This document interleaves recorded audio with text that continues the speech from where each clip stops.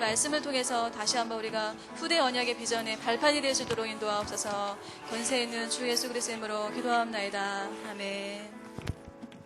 아멘. 감사합니다.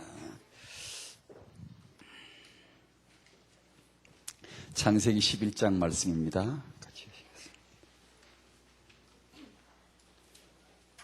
읽겠습니다. 27절부터 11장 27절부터 12장 9절까지 하나님이 아브라함을 부르시네요. 오늘 드디어 부르시는데 그 데라의 후손 아브라함이죠. 데라는 셈의 후예이고 셈은 노아의 아들 중에 하나이고 그 9장에 보면 노아가 그 자식들에 대해서 이렇게 언급할 때 셈을 이렇게 말했죠. 셈의 하나님 여호와를 찬송할지로다. 셈이 신앙이 좋았나 봐요. 여호와 신앙이 참 좋았는지 아버지 노아가 아들 셈에게 그런 영적인 그런 축복이 나오더라고요. 그 셈의 후예 중에 이제 데라가 있고, 데라는 조상의 신앙 다 까먹었는지 저 우레에서 우상 숭배하고 다른 신을 섬겼어요. 그 아들인 아브라함을 하나님이 드디어 메시아 가문의 조상들 그런 아브라함으로 드디어 딱 이렇게 택하고 딱 불러내시는 그런 장면입니다. 11장 27절부터 12장 9절까지 같이 읽겠습니다. 시작. 데라의 후예는 이러하니라. 데라는 아브람과 나홀과 하란을 낳고 하란은 윗을 낳았으며 하란은 그 아비 데라보다 먼저 본토 울에서 죽었더라.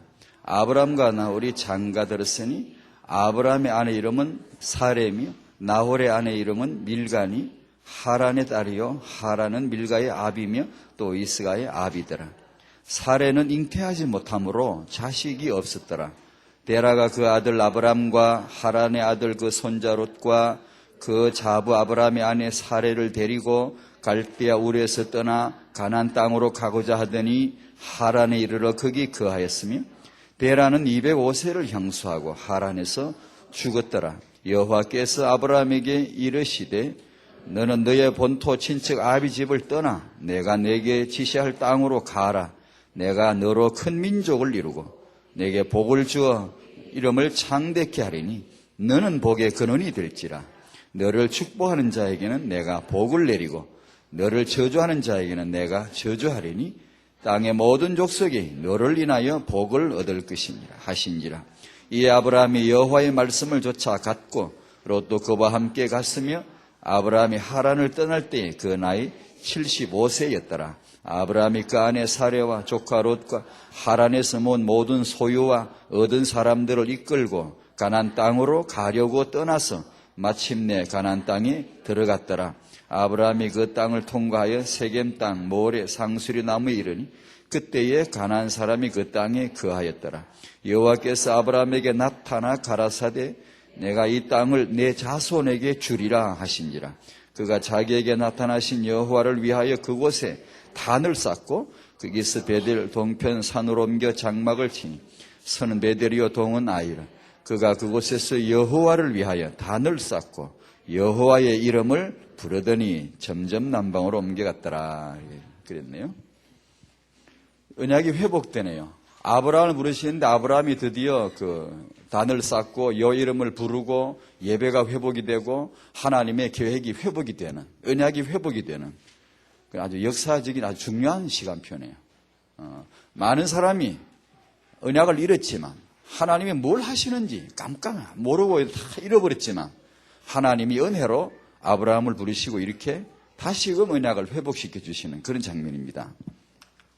영적인 아브라함의 후손, 아브라함이 받은 언약과 그 축복이 우리에게 임할 줄로 믿습니다. 아브라함은 복음 믿었지만 지금 이스라엘 사람들은 복음 믿지 않아요. 아브라함 복음 믿었고 우리는 복음 믿어요. 우리가 아브라함의 영적 자손이고 아브라함이 받은 축복을 유업을 이을 자가 우리들이에요. 아브라함이 받은 축복의 대표적인 것 두 가지. 첫째 언약 복음이고 두 번째 후대입니다. 그것이 고스란히 다락방의 성도들에게 임할 줄로 믿습니다. 예크 제2과가 이게 이제 월요일날 하다 보니까 이가 사실 3과를 해야 되는 것 같아요. 그죠? 다음 주를 미리 대비한다면. 이거 순서가 그리 되네. 2과가 전도자는 고난에 속지 않습니다. 이 제목을 보고 저는 이렇게 느꼈어요. 이 복음 때문에 이렇구나. 복음이 아니면 이런 말을 못하죠. 우리가 종교 같으면 뭐라고 하죠? 고난이 싹 다 없게 하시고, 전도자에게는 고난이 싹 없습니다. 요렇게 우리 기분이 좋은데, 우리 마음에는 그래야 기분이 좋은데, 고난이 싹 없다고 해야 기분이 좋을 텐데, 그런 게 아니고, 전도자에게는 고난이 싹 없어진다. 그런 게 아니고, 고난에 속지 않는다. 복음 때문에 나온 겁니다. 복음의 여유죠. 복음의 능력이죠. 거기 1번에 보면, 고난에도 종류가 있습니다. 거기 복음이 없어서 오는 고난. 두 번째는 불신앙과 실수. 믿는데, 이제, 완전 복음인데 우리는 도토리 복음을 갖고 믿고 있습니다. 그죠? 하나님 주신 건 완전 복음인데 우리는 쬐깐 믿으니까, 여기 오해하고 실수하니까 오는 고난이 있다. 그건 우리가 깨달아야 되겠죠. 언약 깨닫고 갱신하고 그 완전 복음을 오늘도 뿌리 내려 들어가는 그런 은혜가 있기를 바랍니다. 첫 번째, 불신앙, 복음이 없어 오는 고난은 예수님 믿으면 싹 없어지죠. 뿌리가 근본이 해결되는 거니까. 그 다음에 세 번째는 사단의 전략으로 오는 고난이 있대요. 이건 예수 이름으로 대적하면 이길 줄로 믿습니다. 승리하신 예수 이름으로. 욥이 그렇게 했더라면 어떻게 했을까? 그런 저는 엉뚱한 생각을 잘 해봅니다. 고난이 왔을 때 주신 자도 여호와시고 취하신 자도 여호와시고 이래 하지 말고 대번에 예수 이름으로 딱 붙잡거나 주신 자는 여호와신데 사단이 빼앗아갔구나. 예수 이름으로 꺼자. 이렇게 3장 1절에 그랬으면 욥기 3장 1절에 그래서 뭐 어땠을까 싶은 생각이 들더라고요. 여호와께서 내게 복을 주셨으니 재앙도 주지 아니 하시겠느냐. 그러지 말고 사단아 꺼져라 막 이래 했으면 어땠을까 싶더라고요. 그 다음에 큰 세 번째 보면 하나님의 자녀답게 살아야 합니다. 이런 내용이 나오는데 저희가 이제 타인과 부모님들 우리 입장에서 보면 이 고난이라고 볼 수는 없습니다만 갈등, 어떤 문제 이게 제일로 그 현장이 부부 갈등이죠. 부부 사이에 있는데 이제 우리가 대인관계에서 오는 갈등, 그 중에서도 부부관계, 누가 나를 무시하면은, 남편이 나를 무시하면, 아내가 남편을 무시하면, 그냥 삐지고, 막 이렇게 막, 서운하고, 막 이렇게 따지고. 이런 게 우리가 아직 이제, 복음의 여유가 없는 거죠. 아직도. 복음이 뭔가라고 아직 덜 깨달은 것 같죠. 유목사님 통해서 이제 늘 받는 은혜가, 항시 받는 은혜가, 복음이 아니고 복음 뿌리, 복음의 깊이란 말이에요. 복음의 능력이란 말이에요. 똑같은 복음 믿었는데 상당히 차이가 되게 많구나 싶고 저렇게 믿는 거구나. 저렇게 믿어야 복음답지, 복음쟁이답지 그런 생각이 들더라고요. 근데 우리가 누가 나를 무시하면 삐지 말고 그걸 다투지 말고 나를 위한 갱신의 시간표로 딱 그냥 생각하고 대뜸그리 생각하고 나를 갱신하라는 걸로 그렇게 딱 받아들여야지 그걸 섭섭하니 삐지니 나를 못 알아주니 이러지 말고요. 우리는 최고 축복을 받을 사람들이니까 그릇만 준비하자 이런 얘기입니다. 하나님께서 우리 원단 메시지 주신 대로 3개혁과 세 가지 정복을 위해서 하나님 우리에게 주셨고 또 계속해서 주실 축복이 완전 복음입니다. 복음 뿌리 내리는 것이죠. 이것을 주셨고 계속해서 주실 것이고 우리는 계속해서 이 은혜를 받아야 됩니다. 딴 게 아니고 계속해서 이게 역사해야 되고 이 의미가 무언가를 계속해서 이것 때문에 난 진짜 예수 잘 믿었구나. 난 진짜 살맛 난다. 이런 태영아적으로 말하면 창세기 1장 27절적인 축복입니다. 하나님의 형상이 회복이 된 성도들이지만 그 형상의 깊이와 그 형상의 능력과 그 형상의 다양한 응답과 축복들을 이게 하나님의 이미지구만. 이게 하나님의 형상이구만. 그게 이제 자꾸 갈수록 이제 관점이 달라지고 깨닫는 게 달라지는 거죠. 그런 축복이 계속해서 올 거고 그 다음에 두 번째가 세 가지 정복을 위한 두 번째 주셨고 주실 축복이 후대입니다. 렘넌트 축복이죠. 이 회복의 축복을 앞으로 주실 것입니다. 렘넌트이 하나님이 하실 일이거든. 창세기 1장 28절적인 축복이라고 볼 수 있겠죠. 이 축복을 누구를 통해 주시는가? 우리가 늘 받는 메시지입니다. 늘 받았죠. 마조리티가 아니고 마이너리티다. 그런 소수, 연약한 자. 그러면 세상에 소수이거나 연약한 자, 약자가 그럼 복됩니까? 그 말이 아니고 하나님은 소수하고만 노십니까? 약자들만 같이 이렇게 노십니까? 그런 분이 아니고 언약 잡은 약자. 언약이 있는 약자란 말은 실은 언약 잡은 사람 자기를 약자로 보지 않아요. 난 세계복음할 거다 이렇게 생각하는데 이 표현은 사람들이 아이고 저게 뭐 초대교회 저것들이 뭐 있다고 막 별거 아주 약자 같고 말이에요. 못 배운 것 같고 말이에요. 저희 예전에 저희 고향에 교회가 하나 있는데 거기도 그래요. 동네 사람들이 뭐라 하냐. 저 교회는 맨날 병든 자만 오고 뭐 모자란 사람들은 모이고 막 그런다고. 그게 무슨 말인가? 뭐 하나님이 이런 소수와 이런 연약한 자들을 복음으로 들어서 머리를 삼으시고 그들을 통로 삼으신다는 걸 사람들은 모르죠. 그런 뜻에서 하는 말이고 언약 잡은 소수, 언약을 붙잡은 그런 약자 같지만 세계를 품은 그런 자들을 통해서 이 축복을 주실 것입니다. 복음과 후대. 복음과 후대. 우리가 요새 뭐 요괴배 한나 그러지 사실 그들은 당시에 그렇게 유명한 자들이 아닙니다. 유명한 엄마가 아니에요. 그냥 많은 엄마들 중에 하나 엄마였을 것입니다. 그러나 그 엄마가 남모르는 언약이 있었고 믿음을 가지고 있었단 말이에요. 하나님과 통했단 말이에요. 약한 자지만 소수이지만 응답을 받고 보니까 모세가 되고 보니까 사무엘이 되고 보니까 야 한나가 대단하구나. 요게벳이 대단하구나. 그렇게 나오는 것이죠. 그 다음에 중요한 것은 이 축복을 지속하는 것이죠. 지속해야 되겠다. 이걸 끊어지면 안 되겠다고 해서 작정하고 내세우는 게 아르티시입니다. 반드시 다락방의 이 운동은 지속해야만 된다. 그게 아르티시란 말이에요. 그러니까 우리 앞에 되어질 이 시간표라면 틀림없이 그러니까 이걸 딱 붙잡는 거죠. 시대마다 문제가 뭐였는가 하니 오늘 아브라함 부르신 그 이전 시대도 마찬가지. 역사 시대를 쭉 보면 문제가 뭔가 하니 복음이 없는 게 아니고 복음 지속이 없는 거야. 시대마다 문제가 뭔가 하니 렘넌트가 없는 게 아닙니다. 성경 보세요. 렘넌트 많습니다. 기독교사 보세요. 유명한 렘넌트들 많습니다. 그 시대를 위하여 하나님이 쓰실 만한 인물들 많습니다. 없었던 게 아니에요. 그럼 뭐가 없었죠? 렘넌트 지속이 없었던 거예요. 렘넌트를 세우는 렘넌트가 없었던 거예요.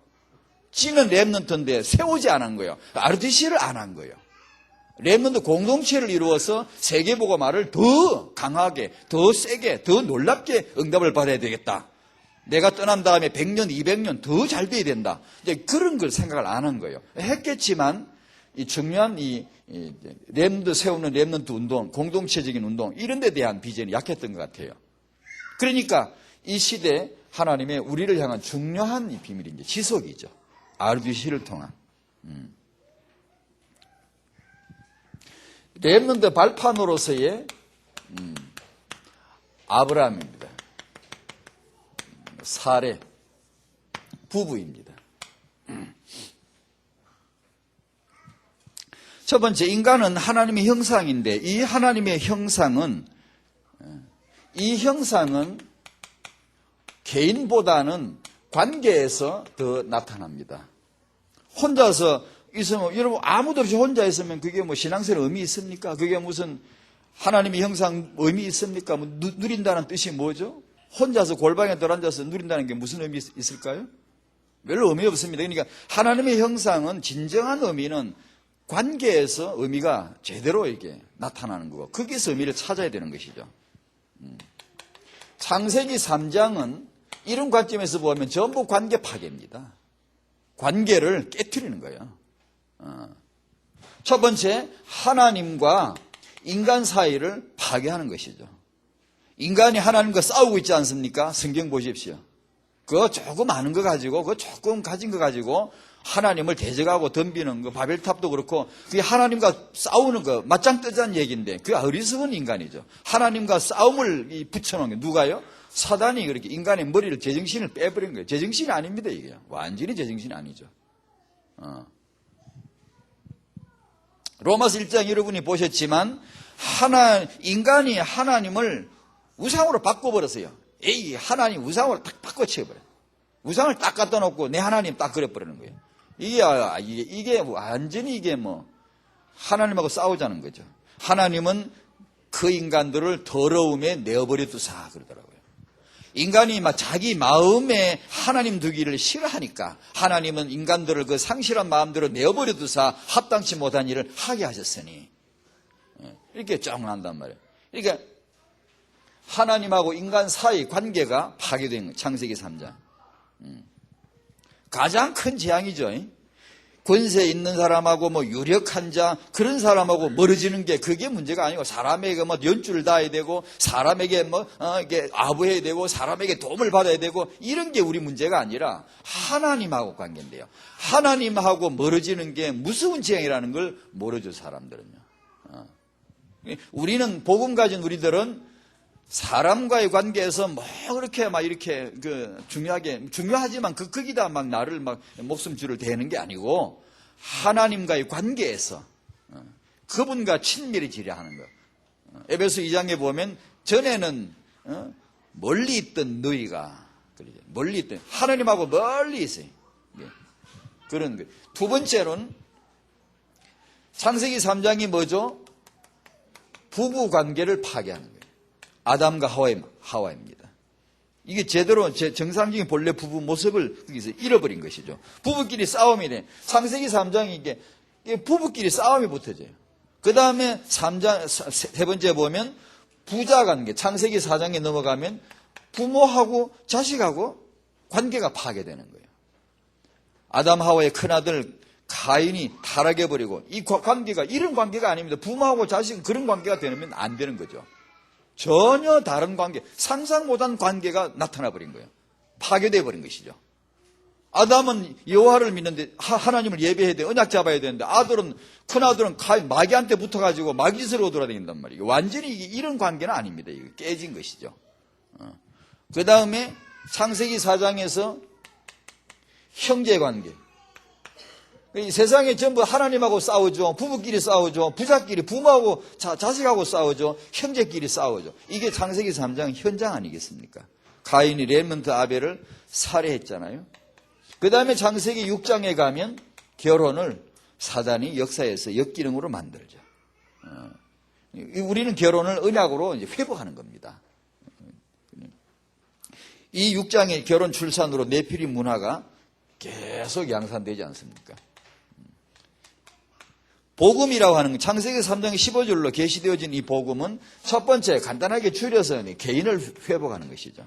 나와 하나님, 예수님을 영접함으로 유일한 방법입니다. 다른 방법은 있을 수가 없어요. 예수님을 영접함으로 내 그리스도로 영접함으로 하나님과의 관계가 회복이 된다. 아까 에베소 2장 13절에 잠깐 했는데 전에는 너희가 멀리 있었는데 멀리 있던 너희가 그리스도의 피로 말미암아 가까워졌느니라. 하나님과 가까워졌느니라. 하나님과의 관계가 그렇게 회복이 된 것을 말씀하죠. 두 번째로는 부부관계 회복이죠. 에베소서 5장에 보면 부부관계 주신 언약이 사랑과 복종입니다. 하나님 말씀하시기 때문에 우리는 그걸 받아야 됩니다. 그걸 뭐 어렵다 쉽다고도 할 것도 없고요. 그건 분명히 말씀입니다. 하나님 주신 거기 때문에 그걸 받아야 되고 내가 그게 맞는가 안 맞는가 갱신해 나가면 됩니다. 그게 맞춰서 기도해야 되고 내가 남편에게 복종이 되는가 안 되는가 나는 오늘 깨끗하게 내 남편이 내 머리라고 완벽한 내 왕이라고 내가 인정할 수 있는가 남편은 내 아내를 내 몸같이 사랑할 수 있는가 100점짜리 그런 걸 찾지 말고 내 형편에 맞게 이것이 하나님의 말씀이라는 걸 인정해야 되고 그걸 향하여 그 언약을 향하여 방향을 딱 잡아야 됩니다. 내가 비록 좀 모자란다 할지라도 그것 때문에 실망할 필요는 없고요. 그러나 이것을 모르거나 이거 상관없이 살아면 안 됩니다. 분명히 하나님이 하신 말씀입니다. 남편은 아내를 사랑해야 돼. 자기 몸같이. 아내는 남편에게 복종해야 됩니다. 남편 머리이기 때문에 그건 피할 수가 없어요. 내 몸을 사랑하는 건 피할 수가 없어요. 이걸 안 되면 끝없이 괴로워요. 형상을 누리기가 어려워요. 하나님의 형상은 이 관계에서 나타납니다. 혼자서 난 하나님의 형상 별로 의미 없어요. 부부 사이에, 둘 사이의 관계에서 하나님의 형상이 의미가 있는 거예요, 그게. 관계에서. 그죠?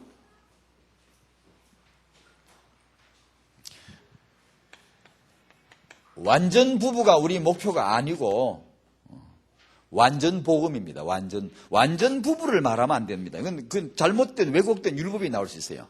그게 아니고, 완전 복음 부부로. 그런 목표를 가지고 우리가 언약을 붙잡아야 됩니다. 아담에게서 아담의 이 남자의 가장 취약점은 지 아내였습니다. 두고두고 정말 한스러운 자기 약점입니다. 그렇지 않아요? 아담의 가장 약점이 자기 아내입니다. 그러나 아내 하와는 아담은 결국은 그 아내 하와를 통해서 언약을 이루고 언약을 성취하고 회복이 됩니다. 하와는 모든 산자의 어미요 여자의 후손이라는 놀라운 그런 언약을 위한 필수적인 존재입니다. 여자의 후손이 필수이고 여자가 필수입니다. 그건요. 그렇죠? 여자의 후손 그 말은 여자 없이는 안 되고 후손 없이는 안 되고 후손은 메시아이고 여자는 여자입니다. 그런데 얼마나 중요한 역할을 합니까? 그러니까 하와를 통하여 결국 아담도 구원받지 않습니까? 그런가?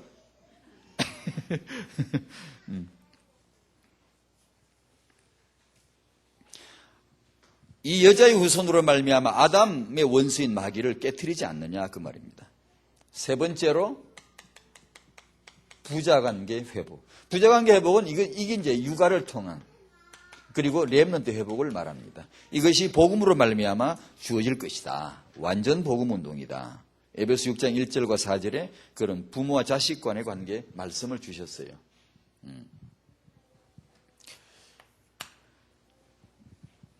올은 무슨 달요?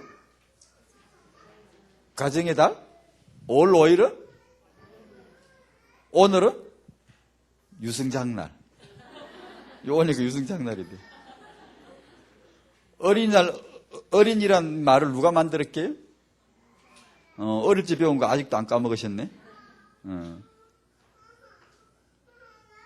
그전엔 어린이란 말이 없었나 봐요. 애놈, 애자식, 아새끼, 이리 불렀대요. 젊은이, 늙은이란 말은 있었는데, 아이들을 부를 때는 그냥 애놈, 애자식 이렇게 부르니까, 방정환 씨 같은 분이 이제 생각해 보니까 아이들을 너무 천대시 하거든. 왜 아이들을 저렇게 막대게 불러야 되냐. 이렇게 해가지고 고민하다가, 그래 말이야. 젊은이 하니까 어린이라고 이제 높여. 이제 존중하자는 뜻이 어린이, 젊은이, 늙은이 하듯이 그래 불러주자 해가지고 그분 이름을 지었나 봐요. 그래서 어린이를 참 되게 사랑하네 그런 생각이 또 올랐겠죠. 방정환 선생은 불교 신자에게, 유교에게, 이슬람교에게, 유대교에게, 기독교에게, 천도교에게, 천리교에게 종교가 너무 많이 나와가지고 헷갈리죠. 찍어봐야 하나. 뭐라고? 불교, 또 천도교. 1921년도에 천도교 소년회를 만들어서 일본 가서 도요대학, 도요대학에 가서 아동미술, 아동심리를 공부하고 옵니다. 와가지고 어린이에 대한 아주 그 비전이 있었나 봐요, 개인적으로. 손병희 씨 알죠? 손병희 씨 딸과 결혼하죠. 사회가 되죠. 민주운동, 독립운동 33인 중에 천도교 대표로 들어온 분이 손병희 씨 아닙니까? 근데 그 사위입니다. 사위가 되는데, 천도교 소년회를 만들어가지고 어린이 운동을 막 이제 적극적으로 합니다. 그때 이제 어린이란 단어도 만들고, 그런 역사가 있죠. 어린이. 다락방에서는 앞으로 아마 이런 날이, 렘넌트의 날이란 날이 아마 생기지 않을까. 작년에 5월달인가 렘넌트 요일, 토요일 날 그런 말씀이 나왔는데, 아마 렘넌트 데이가 앞으로 나오지 않을까. 렘넌트 운동이 막 온 세계 일어나고 온 세계 아랫빛이 일어나고 할 때 아마 1년 중에 하루 특별한 날을 딱 정해가지고 렘넌트 세계 대회도 있지만 그때 하든지 렘넌트 데이를 하나 정해가지고 특별한 어떤 축제일이 아마 생기지 않을까 기대해 봅니다. 5월은 가정의 달. 여기저기서 5월이 오면 여기저기서 가정이 중요하다지요. 5월이 오면 여기저기서 아이들이 중요하다지요. 아이들을 아주 심하게 사랑하고 아이들은 우리의 미래라고 하지요. 5월이 다 가기도 전에 다 까먹어버리지요. 말도 안 해요. 다락방의 이 후대 사역은 5월 사역이 아닙니다. 이건 5월 사역이 아니고 평생 사역이고 영원한 사역, 지속, 세계복음만 주님 오실 때까지 되어져야 될 우리 후대가 축복받을 줄로 믿습니다. 그런 사역입니다. 두 번째, 아브라함 사레 부부가 렘넌트 발판으로 부름받은 이유는 뭐 언약의 조상이죠. 메시아를 위한 것이고 복음을 위한 것인데 어떤 그 여건, 조건 쪽으로 그런 쪽으로 제가 생각을 한 것인데 첫 번째는 자, 여러분 그런 생각 안 해보셨어요? 남자들이 많은데 어떻게 하필 딱 아브라함이 선택받았을까? 여자가 참 많을 텐데 어떻게 사레가 딱 그렇게 선택받았을까? 좀 궁금해 본 적 없습니까? 근데 아브라함을 이렇게 부르신 것은 하나님이 뭐 어디 시장 가시다가 뭐 걸리니까 아브라함이 우연히 이렇게 만나가지고 아브라함이 날 따르라 이게 그렇게 하신 게 아니고 창세기 3장서부터 아니 복음적으로 말하면 오히려 영원 전부터 하나님이 일관되게 가지신 그분의 계획인데요. 일관된 하나님의 그분의 계획 속에 나온 건데요. 스케줄 속에 나온 건데요. 여자의 우선 메시아 계획을 가지신 그분께서 아브라함을 탁 찍은 겁니다. 그 하나님의 계획 때문에 하나님의 일관된 그분의 생각 늘 가지고 있는 생각이죠. 계획이죠. 그러니까 구체적으로 하나 딱 이제 구체화시키는 지금 시간표 아주 중요한 시간표이죠. 아브라함이라는 잘 아시듯이 아브라함이라는 이름의 뜻은 데라의 아들인데 그냥 아비란 뜻을 가지고 있어요. 여러 가지 여러 가지 뜻도 수식이 좀 붙기도 합니다만 그 쉽게 딱 말하면 그냥 아버지란 뜻이에요. 아브람 아비 말도 비슷하네 우리 말하고도 아브람 아버지 비슷하네 그지? 뜻도 그래. 그 말음 표현돼요. 이름이 뜻이 뭐라고요? 아버지요. 그런데 장가를 갔는데 잘못 갔는지 애 못 낳는 여자를 만나요. 이름은 아버지라고 지어놓고 평생 아버지 될 희망이 전혀 없어요. 왜냐하면 아이를 못 낳는 여자를 만났으니까. 이상한 남자예요. 아버지란 이름을 갖고 늘 아버지 널 불러야 되는데 아가 있어야지. 그건 이상한 이름이 돼버렸어요. 아브라함이. 사레도 마찬가지죠. 사레는 그 이름이 역시 엄이라는 이름. 참 희한한 이걸 인연이라 그러나 이름의 뜻이 어머니는 근데 이 사례는 불임이란 말이에요. 그러니까 아마 어렸을 적에 부모들이 아마 그런 희망을 소망을 담아서 이름을 지어줬겠지요. 아마 사례 보고 어렸을 적에 너 커서 뭐 할래 그러면 틀림없이 이랬을 겁니다. 엄마. 너 커서 뭐 할래 엄마. 분명히 그랬을 거예요. 이름이 사례고 희망이고 소망이고 정말 엄마가 되는 것이 꿈이었을 거예요. 사례가. 근데 이게 어찌된 판인지 애가 들었어야 엄마가 될 일인데 애가 안 들어서는 거야. 그런 여자입니다. 참 희한하죠, 그제? 이름은 어머니인데 어머니라고 늘 사례야 그러면 엄마라고 부르는 건데 애가 없으니 참 이상한 그런 형편이 됐단 말이에요. 세 번째로 이 아브라함을 하나님은 아버지로 부르시는 거야. 이거 참 묘한 건데요. 이 사례를 어머니 만들어 주려고 부르신 거예요. 이 아브라함을 진짜 아버지로 만들어 주려고. 이 사례를 진짜 어머니로 만들어 주려고. 그러니까 이런 아브라함이나 이런 사례가 부부가 언약 가문의 조상으로 부름을 받았다는 것이 참 신기해요. 참 묘하고요. 참 재밌는 것 같고요. 하나님이 사업 아니면 동업자로 불렀다. 그런 건 모르겠는데 이런 이름과 이런 형편을 가진 이런 아이를 가질 수 없는 그런 참 희한한 형편을 가진 그런 부부를 하나님은 메시아 오실 그 가문의 조상으로 만들려고 이 남자 여자를 딱 찍은 거예요.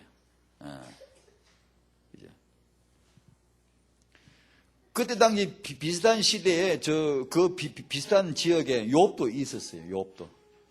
의인 요업도 신앙 좋고 이런 사람도 있었는데, 아니면 아브라함의 형제 나홀, 밀가 부부. 이 부부는 아이를 잘 낳아요. 잘 낳는데 아이 낳기 위해서 언약의 가문을 이루고 큰 민족을 이루려면 나홀과 밀가가 청성 딱 맞는 것 같아요. 아이를 잘 낳으니까. 그죠? 어디 인간적으로 보면 그런 부부를 부르다가 아이 낳게 계속 언약 가문을 만들려고 그러면 너무 손쉽고 잘 할 텐데, 하나님은 아브라함과 사례를 부르셨단 말이에요. 아브라함의 믿음의 순종, 나중에도 좀 말씀 나누십시다만 이 사람의 특징이 있는 것 같아요. 믿음의 순종. 뿐만 아니라 사례가 가진 불임이, 인간적인 아브라함에게서 최대의 약점이 자기 아내의 불임 아닙니까? 아버지가 돼야 되고 아버지가 되고 싶은데 아버지가 될 수 없도록 딱 막는 것이 자기 아내 아닙니까? 최대의 약점 아닙니까? 그 아내가 불임이라는 것이죠. 그런데 이것이 알고 보니까 하나님의 역사에 최적의 조건을 갖췄다는 거예요. 이게 알고 보니까 나의 약점이, 저는 이런 내용도 가만히 묵상하면서 큰 힘을 얻었습니다. 사실은 이제 복음의 능력이 그런 거구나. 복음은 우리가 하는 게 아니거든요. 하나님이 하시는 거거든요. 이런 전부 역사 주도자가 하나님이시거든요. 그런데 그러니까 이게 그래 맞아. 복음이 있냐 없냐 이게 문제지. 내가 약점이 있냐 맞냐 그런 건 진짜 문제가 안 되는구나. 나의 약점 때문에 도리어 복음만 확실하면 그것이 도리어 더 큰 역사의 문이 되고요. 하나님은 오히려 그 큰 역사를 이루시는 거죠. 역사 속에 보면 쫙 나와요. 현재 우리가 보는 현장도 그렇고 여러분 교회도 그렇고 유목사님도 그렇고 다 똑같아요. 틀림없어요. 이게요. 복음이 어떻게 눈이 열리냐 이 차이일 뿐이에요. 이것만 있다면 우리 약점은 정말 약점이 아니더라고 이게요. 하나님이 쓰시기에 적합하고요. 최적의 조건이 되는 거란 말이에요. 그러니까 사례를 놓고 보면 딱 그 생각이 나요. 남자의 조건도 중요하지만 이 베필로스의 여자의 조건이, 여자의 후손이라는 이 관점을 놓고 보면 여자의 베필로스의 여자 조건이 얼마나 중요한지 몰라요. 내리내리 계속요. 계속. 사례부터 시작해서 그 며느리 리브가 라헬 쭉 마리아까지 여자의 조건이 얼마나 중요한 것인가 이게 딱 나와요. 남자는 별 중요하다 그런 뜻은 아니고요. 성경에 보면 남자는 언제나 대표성이 있어요. 대표성이 있어요. 머리, 대표성이 있고, 그걸 이룬, 언약을 이루는 안에 알찬 내용을 그 여성들이 이루어요. 이게 배필이라고 그래요. 이래 갖다요.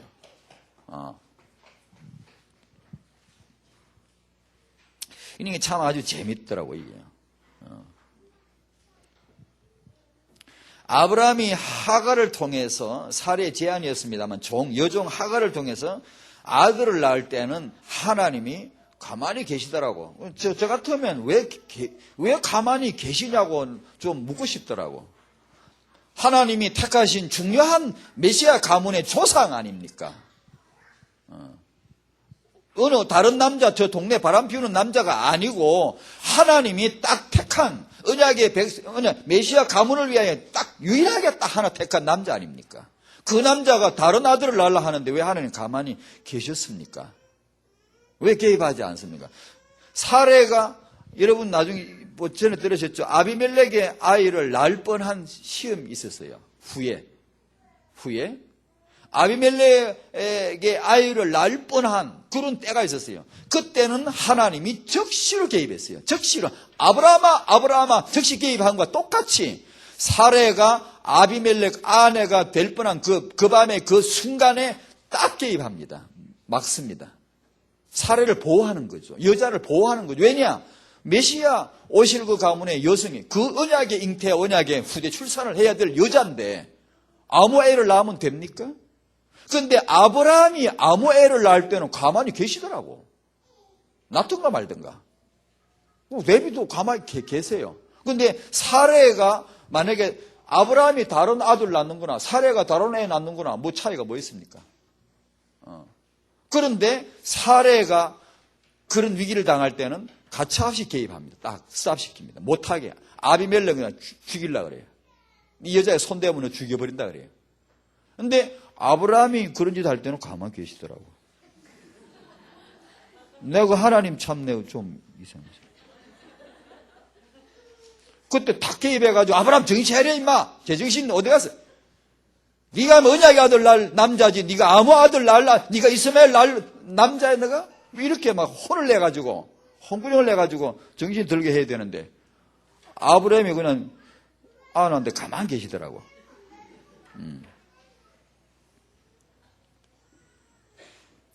불임 안에 사례, 이 사례가 불임이라는 이 사례, 불임이라는 딱지가 딱 붙었는데 이 사례, 불임이 없이는 아브라함이 믿음의 가문 조상으로 부름받을 이유가 없네요. 알고 보니까. 참 그게 묘한 그런 불임의 아내는 아브라함에게 정말 약점이었지만 알고 보니까 아브라함이 믿음의 조상이 될 수 있는 정말 딱이네, 딱 최적의 조건을 갖춘 아내. 딱 맞는 거예요. 하나님 언약을 주시고 언약대로 행하실 딱 조건이 맞는 그런.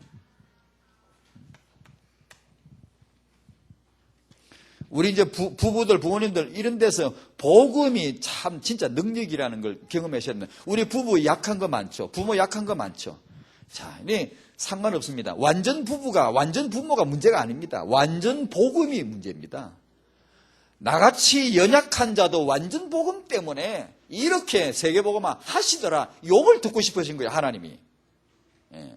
그러니까 이 복음을 알고 나면 참 그렇게 자유해지고요, 편안해지고요, 걱정할 거 없습니다. 우리 약한 이것을 들어서 하나님이 오히려 응답으로 역사하실 것이다. 이건 이 아브라함과의 사례를 택하신 것은 정말 주권적인 은혜입니다. 그렇게 딱 해석할 수밖에 없어요. 왜 하필 아브라함을 말했을까? 사례를 불렀을까? 그건 주권적인 은혜죠. 하나님의 그분의 주권적인 계획이죠. 세 번째로 렘넌트 발판 생명 조직인데요. 이것은 이스라엘 언약의 가문, 이스라엘의 조상 시작이 되고 이거는 이제 렘넌트 가문 시작이 될 것입니다. 여기서 첫 번째 청년들을 말씀드립니다. 청년 여러분들은 렘넌트 조상으로 여러분을 부르셨음을 꼭 믿으시기 바랍니다. 이 정체성 하나만 제대로 자꾸 생각하고 제대로 이해하고 기도만 한다면 정말 여러분의 결혼은 이유가 있잖아요.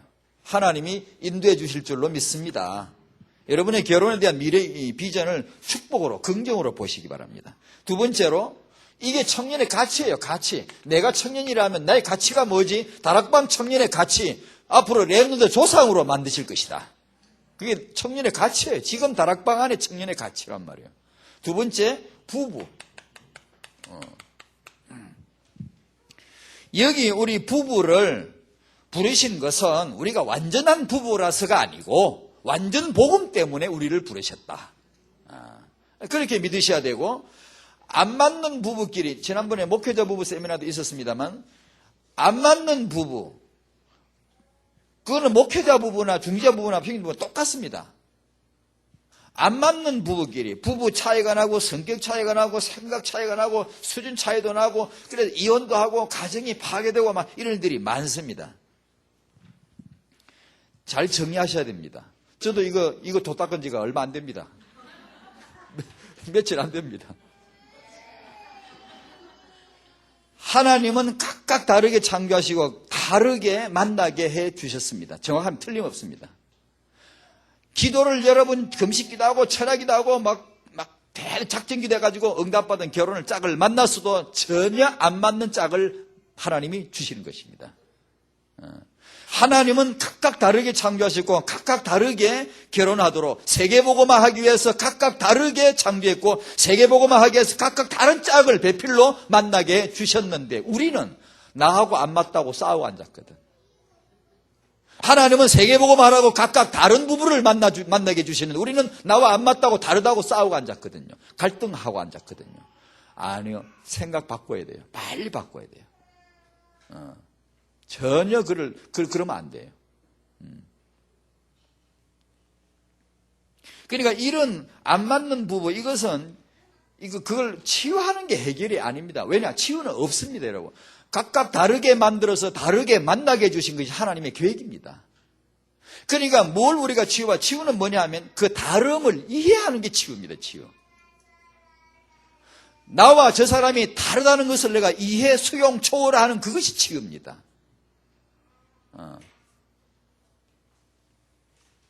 그럼 우리 이제 부부들이 그걸 하나씩 이렇게 보고만 해서 이거 이제 귀가 열려가야 됩니다. 근데 알고 보면 자꾸 보면 이제 이 사례나 아브라함 보면 생각이 나요. 정말로. 알고 보면 우리의 이 약점과 실패는요, 정말 언약 성취의 자산이에요. 언약 성취의 놀라운 자본이에요. 우리 이 약점이요, 우리 아이들에게도 그 이야기를 자꾸 아이들이 실수하거든. 뭐 괜찮다 그러더니 이 너 실수가, 그 실수가 아니에요. 사람은 실패를 통해서 언약이 성취되는 거예요. 실패를 통해 내가 망하는 게 아니고요. 실패가 부끄러운 게 아니고요. 실수하는 게 전혀 부끄러운 게 아니고요. 내 약점이 전혀 그게 약점이 아니고 부끄러운 게 아니고요. 언약을 이룰 수 있는 놀라운 자산입니다, 그게. 근데 실패가 아니라는 걸 알아야 됩니다. 보고만 했어, 이걸. 그러면 전혀 그 일에 매이거나 아이들이 자라면서 그 일에 이게 주눅들거나 그럴 필요가 전혀, 실패 많이 한 사람이 성공하거든요. 틀림없거든요. 우리 부부들도 그런 관점이 참 필요하다. 조부모. 부모부터 나오는데, 부모. 역시 렘넌트 육아는 여기서 우리 잘 아셔야 됩니다.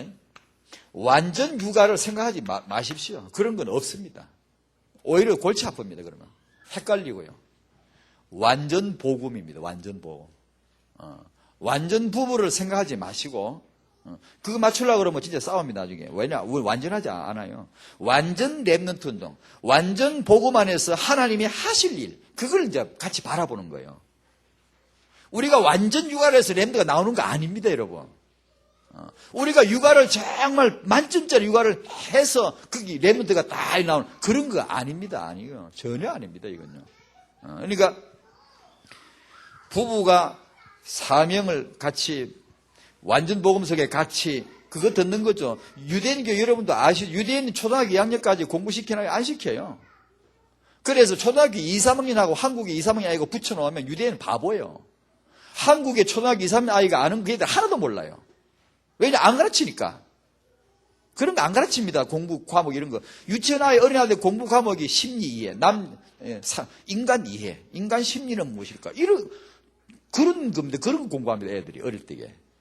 대화법, 사람이 가질 기본 질서, 심리 이해, 사람은 뭘까? 심리는 뭐가? 그런 거 가르칩니다. 어릴 때에.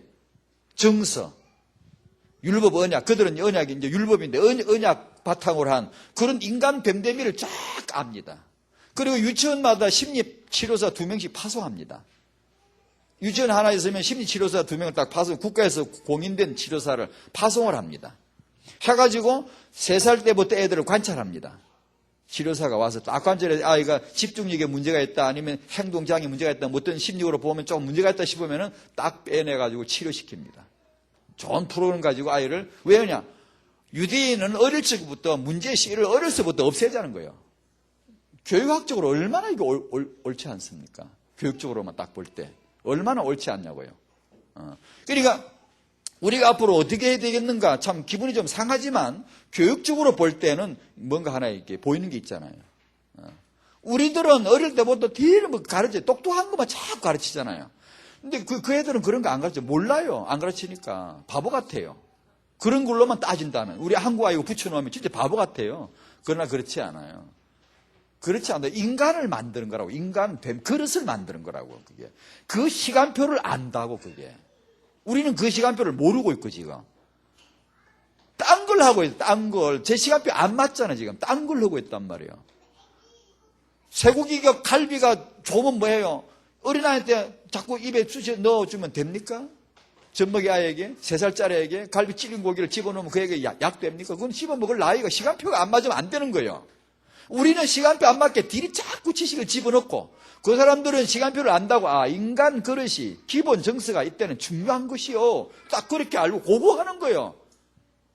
그럼 다락방 타영하사의 시간표, 복음 체질 이거 막 100점짜리 답이면 틀림없습니다, 여러분. 지금 타영아 부모님들 마음속에 머릿속에 이 시간표가 뭐냐, 육아 시간표, 복음 체질 넣으라는 하나님의 시간표다. 딱 그렇게 답을 내리시는 게 딱 맞습니다. 하나님이 축복하실 겁니다. 두고 보세요. 복음 체질 지금 부모가 딱 그거 기도하고 그거 정말 관심 있고 그거에서 딱 이렇게 마음 두고 있는 그 후대를 하나님 어떻게 렘들 축복하시는가. 정말입니다. 복음 체질이 제일 중요하고요. 그리고 그 다음에 이 렘넌트 규모 그릇을 염두에 두는 거예요. 그걸 우리 한국 풍토에서 유대인처럼 그렇게 못해 또 어제 한국 프로그램 커리큘럼 따라갈 수밖에 없지만 그러나 우리 교회나 그리고 우리 부모님들만큼은 잘 생각하셔야 돼요. 이 정서 규모 쪽에 비거든요. 복음 예수 하는 사람들 이게 딱 비어버려요. 이게 영성과 인성, 지성 이게인데요.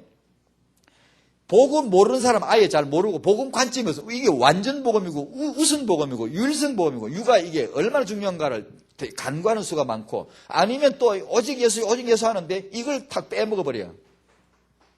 빼먹어버리고 그냥 이쪽으로 바로 건너뛴다고요. 그런 허점이 또 굉장히 많아요. 그러니까 복음 안에서 나오는 이 복음의 규모가 반드시 같이 맞물려 나올 수 있도록 그걸 부모님이 해주셔야지 아이가 지가 알아 하는 거 아니거든요. 인간은 육아를 받아서 자라게 하나님이 그렇게 만들어 놨으니까. 부모가 너는 아브라함 지어주니까 아브라함이 지 이름이 아브라함이 됐지. 지가 이름을 지가 지었나? 사례는 부모가 사례하니까 지어줬지. 지가 사례지. 지가 내 이름을 사례라고 지었나요? 부모가 육아를 그렇게 하라고 하나님이 주신 거거든요. 그래서 부모가 이걸 딱 가지고 있어야 됩니다. 그림을 그리셔야 됩니다. 우리가 전문사학교 하실 분들이 앞으로 많이 하셔야 되는데요. 아동 심리 이런 거 공부하세요. 근데 이제 몇 사람, 젊은 사람들에게 앞으로 이 사회 할 사람들에게 아예 개인적으로 얘기해 주려고 그래요. 그런 쪽, 어느 쪽으로 책을 읽고 지금부터 계속 공부하면 돼요. 그리고 나중 전문 학교 가면 되고요. 가기 전까지 계속 닦는 거예요. 계속 많이 보고 많이 읽고 생각하면 굉장히 준비됩니다. 아동 심리 쪽으로 이런 거, 유아교회가 그거는 밥벌이도 안 되는 거예요. 그 뭐라고 얼마 전에 어떤 사람이 집사님이 그래요. 어떤 유아교육 학생 대학교 안에 많잖아요. 그 학생들 보고 하는 말이 아이고 내 밥사가 댕기면 쟤들 말리고 싶다. 지가 유아교육과 출신이거든요. 지가. 그런데 그게 해가지고 밥 벌어먹겠다. 이게 월급도 없고 그건 뭐 지리글자리도 별로 없고 지리해봤자 월급도 집거리만 안 하고 그러니까 밥사 댕기면서 저거 말리고 싶다고 그런단 말이에요. 아니요. 그게요. 다락방에 렘넌트 육아를 놓고 관점을 놓고 보면 그렇지 않아요. 진짜 중요한 겁니다. 그거. 뭘 몰라서 그런 거죠. 밥 벌어 먹으려고 보니까 그런 것이죠. 이 렘넌트 육아를 내가 한다고 생각하고 그 관점으로 응답을 받으려고 딱 보면요. 이건요. 기가 막힌 학문이에요. 다른 거 하는 거 그거 뭐 대단한 거죠. 아니요. 그거 아닙니다. 인간을 키우는 유아를 어떻게 키우는가 이걸 공부한다는 것은 진짜 신적인 학문입니다. 하나님이 주시는 축복입니다. 이게. 근데 그걸 모릅니다. 다들. 그걸 한번 전문사학자들이 그런 걸 준비하셔야 돼요. 앞으로 부부 캠프요. 부모 캠프, 아버지 캠프, 어머니 캠프, 조부모 캠프 다 해야 됩니다. 근데 이때 다 전문사학자들 필요해요. 지금 청년들, 젊은 사람들이 이걸 비전을 가지고 지금부터 준비하면요. 앞으로 RDC 안에요. 서야 될 자리가 굉장히 많습니다. 앞으로. 부모, 조부모. 오늘 데라는 아브라함의 조부모는 아니지만 조상으로서 윗대로서 저는 여기다 한번 넣어봤습니다. 조부모가 하실 일이 뭐냐? 완전 복음, 완전 렘넌트 운동, 완전 우대 회복에 헌신하시기 바랍니다. 조부모 죽기 전에 진짜 제대로 정말 보람 있는 일 할 거 이겁니다. 다른 거 아니에요. 어디 뭐 다른 거 아닙니다. 진짜 죽기 전에 가장 의미 있게 할 수 있는 일 렘넌트 운동입니다. 틀림없어요. 그리고 데라를 통해서 깨달아야 됩니다. 렘넌트 걸림돌 되지 말아야 돼요. 발판이 되셔야 돼요.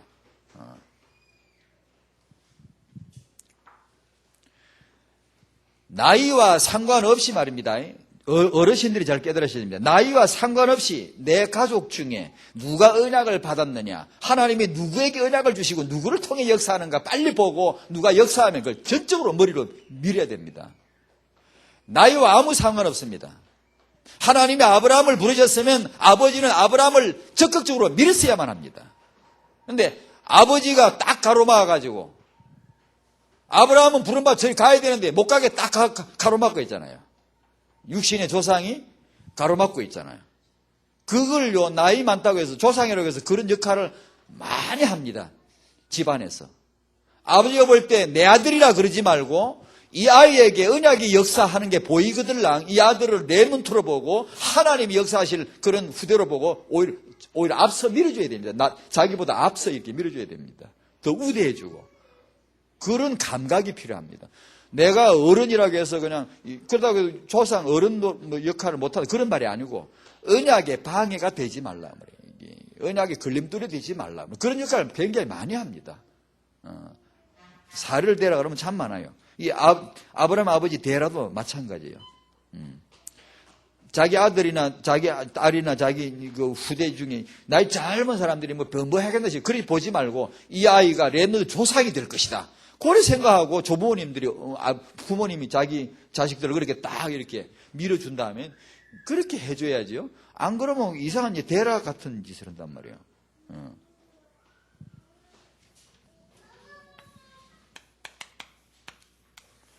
요새 그 헬리콥터 부모라고 이러고 있어요. 헬리콥터 자식, 헬리콥터 부모. 그 프로펠러가 뱅뱅뱅 끄어만 맨 돈다고 그래서 하나님이 아브라함을 보고 네 아비 집을 떠나 그랬는데 아비가 붙어댕기면 어떡합니까? 네 아비 집을 떠나라 그러는데 아비가 헬리콥터 마냥 프로펠러 마냥 붙어가지고 계속 딱 붙어댕기면 어떡하라는 얘기입니다. 하란에서 죽이지 않았습니까? 죽고 나서야 아브라함이 드디어 이제 홀가분하게 가는 거입니다. 근데 그런 역할을 알게 모르게 조상이 할 수 있단 말이에요. 그리고 아이 키울 때도 맨날 엄마 옆에 붙어 헬리콥터를 뱅뱅 돌게 만들지 말고 그렇게 하라는 뜻인데요. 육아를 이렇게 맨날 싸고 들어오고 다 해주고 밥 떠먹이 주고 숙제 해주고 그러지 말라는 거예요. 이게 감독하고 옆에 지도만 할지언정 다 대신 해주지 말고 대신 깨워주고 대신 옷 입혀주고 우리는 육아를 그러잖아요. 대부분. 그러면 안 된다는. 그러면 그게 이제 헬리콥터 자식이 되는 거죠. 엄마 없으면 안 되는 거예요. 뱅뱅뱅 맨날 부모 옆에만 돌라 그러고.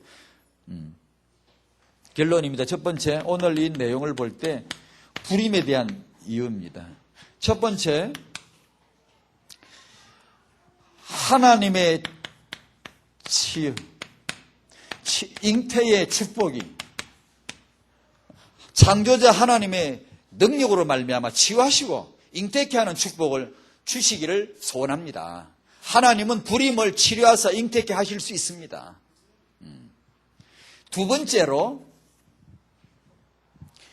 번째로는 이 불임의 큰 고통이 큰 축복이 될 거예요. 큰 축복의 문이 될 것입니다. 그러니까 자신의 약점을 약점으로 보지 말아야 돼요. 여성분들은요, 아이를 낳고 싶은데 못 낳는 게 진짜 한인가 봐요. 어떤 분이면. 놀이터 가서 애들이 놀고 있는데 막 보고 있는데, 누가 저번에 그랬지? 나한테는. 나중에 이제 해가 떨어지고 어두워지면 누가 엄마들이 불러가 다 데려가잖아요. 근데 혹시라도 누가 안 데려가는 애가 하나 있으면 내가 데리고 가려고. 그렇게 기다렸대요. 실제로. 막 그래. 그래, 아이를 하나 낳고 싶은데 아이가 안 들어서네. 그렇게 어떤 아이에 대한 그 여성답죠. 그죠? 여성으로서 그렇죠. 그런 한인, 남자들이 이해할 수 없는 그런 게 있나 봐요. 그런 여성에게 불임이라는 것이 참 한이고 상처 같지만 그 큰 약점을 통하여 하나님이 더 큰 축복의 문을 여실 수 있으니까 복음을 완전 복음 속에 들어가시기를 바랍니다. 세 번째로 가슴으로 난 아이란 말이 있죠. 입양을 하고 양자를 이렇게 들여서 양리를 들여서 이렇게 키우는 그런 분들이 제가 아는 분이 지금 다락방에 들들이 있습니다. 저도 예전에 그런 거 한번 해보려고 했는데 그냥 시간표를 놓쳐가지고 또 나이 많은 부모에게 이제 또 안 되더라고. 안 되고 그랬어요. 못했는데요. 한번 해보고 싶었어요. 정말로요. 그러니까 이게 데려다 키우는 그런 분들에게 하나님의 그런 힘을 하나님이 그 지혜와 힘을 주실 줄로 믿습니다. 에스더는 어릴 적에 부모 다 떠나서 없어요. 정말 인간적으로 보면 불쌍한 아이예요. 삼촌이 데려다가 키웠는데요. 아소르 왕의 왕비까지 됩니다. 그러니까 모세도요. 엄마가 짧게 키웠지만 그 바로의 딸의 양자로 들어가는 겁니다. 사무엘도 엄마가 키워서 젖대고 엘리의 양자로 들어가는 겁니다. 에스더도 바로 그렇게 수양 아버지가 키운 겁니다. 그런 인물들이 얼마든지 그 시대 가운데 중요한 하나님의 축복으로, 축복의 통로로 쓰임을 받았다는 것이죠. 그걸 알고 우리도 혹시 이런 가운데 그 어떤 문제가 있다면은 그런 쪽으로도 얼마든지 생각해 볼 수도 있는 거고요. 두 번째로, 하나님의 언약은 우리의 완전 자격이 아닙니다. 이걸 말하는 게 아니에요. 완전 복음을 묻는 겁니다. 하나님의 완전한 계획이 있으시다. 요것만 알면 우리 약점에 뭐가 문제겠습니까? 아브라함 사례가 믿음의 조상으로 쓰임받았다면 우리는 렘너 조상으로 쓰임받을 수 있을 줄로 믿습니다. 그래서 이제 큰 비전을 가지셔야 돼요. 큰 비전. 작은 실천, 이건 갱신입니다. 눈입니다. 눈. 부부끼리 서로 보는 눈, 부모가 자식 보는 눈, 자식이 부모님을 보는 눈도 빨리 갱신해야 됩니다. 어느 세월에 지금 나이가 몇 살인데 자꾸 이렇게 어린 생각하면 안 되고 빨리 부모님 보는 눈을 빨리 갱신해야 됩니다. 그렇게 할 수 있도록 이렇게 갱신해서 작은 실천이지만 이렇게 해나가는 거. 큰 비전은 렘넌트입니다. RUTC 큰 세계 도처에 대전에 세계 비전 교회에 RUTC가 서 있고 거기서 우리 후대들이 렘넌트로 양육받는 모습 한번 그려보십시오. 시대적인 하나님의 쓰실 렘넌트들을 키워내고 있는 그런 미래 그림을 그려보십시오. 대단한 비전입니다, 이건요. 그 다음에 타영아. 아까 말씀드린 그런 전문 사역도 마찬가지. 타영아는 뭐냐? 복음 뿌리 사역인데요. 복음 체질 사역이고 상처 치유하려면 어렸을 적에 유대인들처럼 어렸을 적부터 치유가 더 들어가야 되고요. 그런 사역의 근원적인 출발입니다.